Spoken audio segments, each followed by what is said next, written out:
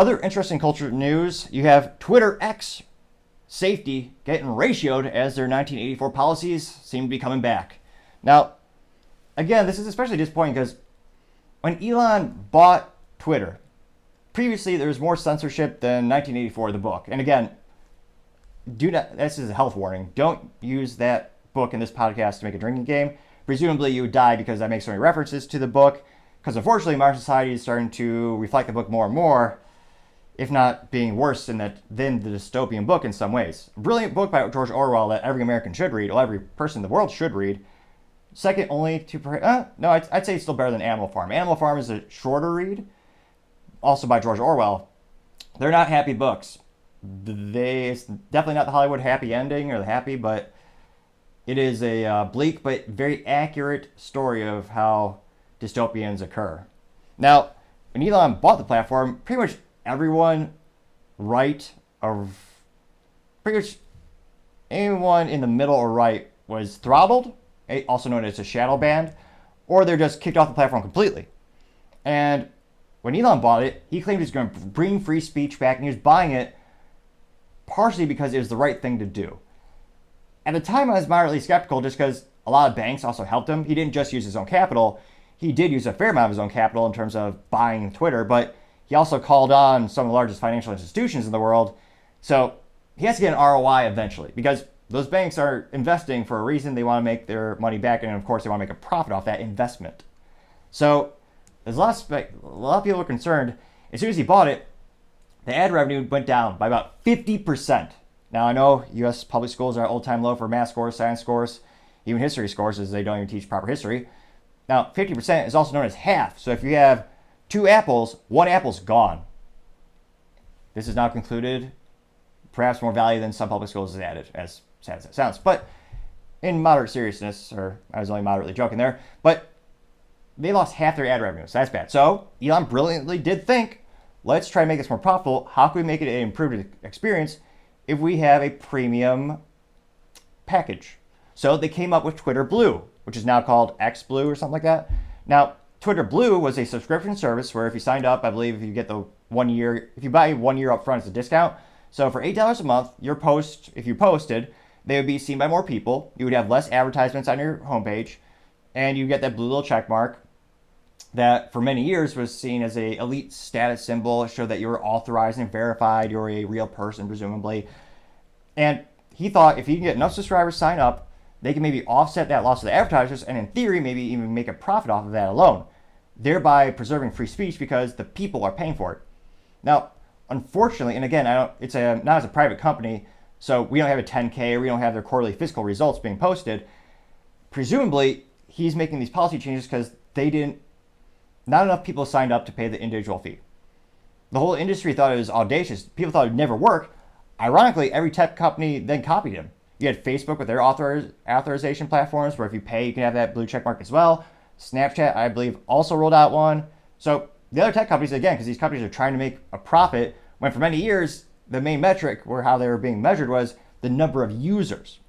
So Elon came out with the Twitter Blue. A lot of people signed up, but I can only presume not enough people signed up to offset the losses they were still suffering from the loss of advertisers.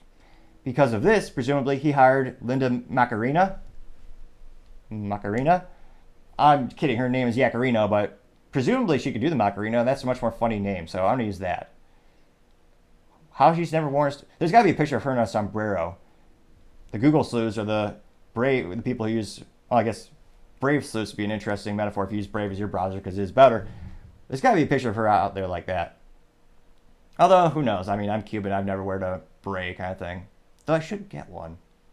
Or not a beret, one of those funny hats. But nevertheless, I digress. He brought her in specifically because her whole background is advertising. She has a very successful career path she was formerly executive for NBC, and she knows how to bring the advertisers in and to make them happy. Unfortunately, many of these advertisers are more often than not very left-wing. They don't want freedom of speech. They want to have, let me clarify. Well, they want selective freedom of speech, which is not freedom of speech at all. They just want their people of their political ideology to have the privilege of actually having public speaking. So Twitter reintroduced, they publicly posted, oh yeah, we're going to have freedom of speech is not freedom of reach, which is what they claimed, which is, it's a nice way of saying bullshit. That's bullshit. No, it's one of those things where if you throttle someone and you're shadow banning them, you're effectively isolating them from the whole public, because they're not seeing, if they're tweeting or Xing or posting in this case, no one can see it. Sure, it'll show up on their timeline, but most people don't look for someone specifically on their timeline. Even if you follow them, you usually go to your newsfeed where you're supposed to see the posts from people that you follow and interesting things you might be interested in. So they had that a couple while back, and now a little tweet came out earlier this week, and this is from Twitter Safety, or now X Safety, and it says, quote, and I'll try not to laugh because the statement is so absurdly inaccurate or deceptive. We'll dive in. So it says, quote, X has a responsibility to put the right systems in place to ensure our communities have access to open, accurate, and safe political discourse. That's why we're hiring people, updating our policies, and safe political disclosure, unquote. Yes, that sounds like it's directly from a page of the Communist Manifesto or 1984 or Animal Farm. In Animal Farm, perhaps one of the best metaphors in the book, they actually had an issue where, well, people also disappeared in real life and people in the book disappeared. They actually had rules written on the Animal Farm, National Barn, and all of a sudden the rules would change overnight, and the people, or the animals in this case, they all just kind of went along, oh yeah, these have always been the rules, this has always been that way, until their friend got carried away in a glue factory carriage, and they all said, oh no, that means doctor. Which, yeah, in a time and age where we are redefining words by the week, that's especially concerning. And again, more people should learn how to read. They should learn how to read. Most people should read. Unfortunately, books are something that are all too lost in modern digital society. But they should definitely read those books. Now, the responses were, of course, legendary. They were ratioed in seconds. Now, this tweet from, or I guess this post, come on, Elon, they need a better marketing than just a post. Every social media has a post. A tweet was unique. Maybe send out X Factor is with Joe Rogan. Hire someone in marketing that's better than Linda. Someone to make it better than a post. But nevertheless, that post from them got 3.9 million views. So that's a lot of views. A lot of people are tuning in. I wonder how many people agree with that statement. Precisely 1,597 people.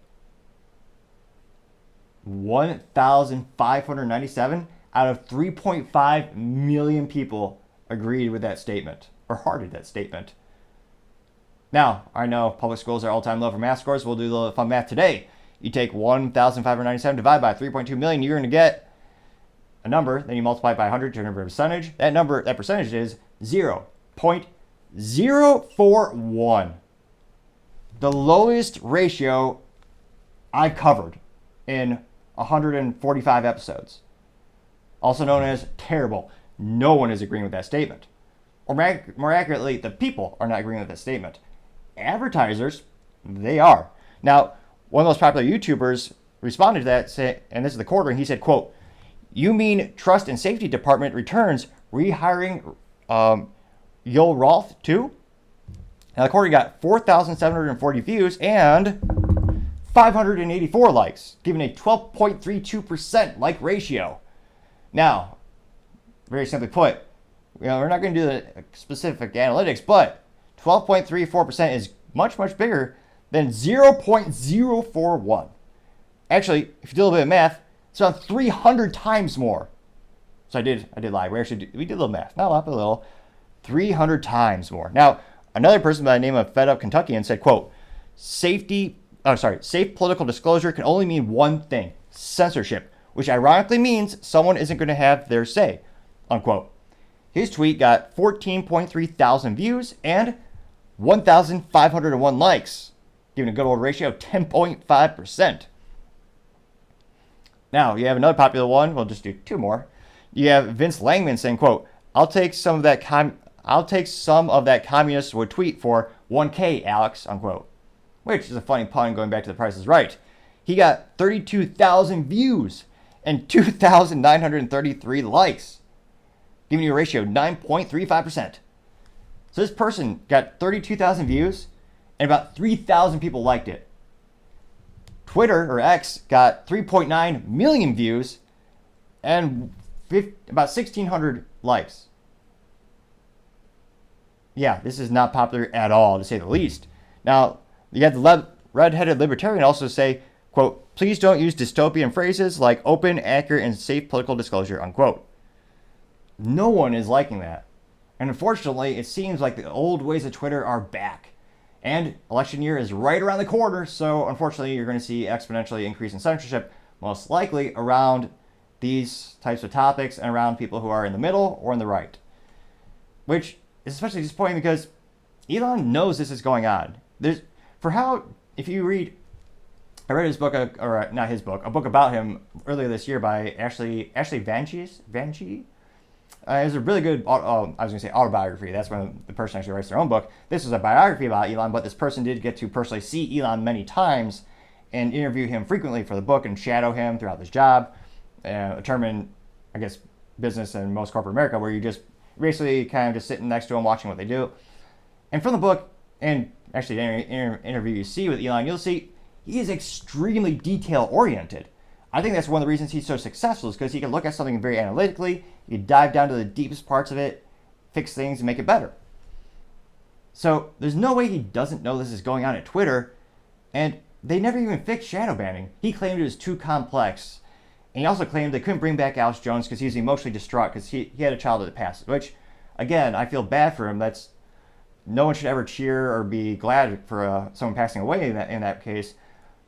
But he used that as an excuse for why he couldn't bring Alex Jones back. Now, Alex Jones was famously sued by the Sandy Hook massacre, the former children's parents, who sued Alex for trillions of dollars. Not like $10,000, $50,000, trillions of dollars. The parents and the lawyer of the parents literally said they were doing it to send a message that you shouldn't have free speech, basically. How morally vacuous is that? Again, I don't agree with everything Alex Jones says, but I do believe he is a good litmus test for asking someone, do they believe in free speech? A great thing to ask your friends to see if they are true believers in the First Amendment. Because, again, you may not agree with everything he has to say, and it used to be an old saying that every American used to believe. Every American used to believe, I might not agree with what you're saying, but I'll fight to the death for your right to say it. Everyone used to believe that. Now, unfortunately, people become much more totalitarian. They want censorship in many cases. It's disgusting, morally vacuous to say the least. So I always ask people, do you think he deserves to be on Twitter? Does he deserve free speech? And if you're American, the answer is absolutely. He's an American citizen. He deserves free speech. Now, it's also concerning that many of the things he's saying turn out to be true. It's interesting times we live in when conspiracies become a reality. But this is not good news for Twitter by any means. And I couldn't help but also notice all the people responding to this who had disdain for the new policy, many of them were Twitter Blue users, so they're paying to use Twitter now. People were paying Elon because they believed in him. They believed he would fight like hell for free speech.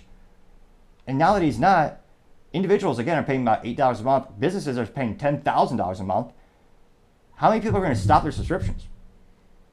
I might do it. I think it will come up for renewal in maybe 10 months because I paid for the 1 year up front. But how many people going month to month are going to stop their subscription? Because they're not getting what he promised.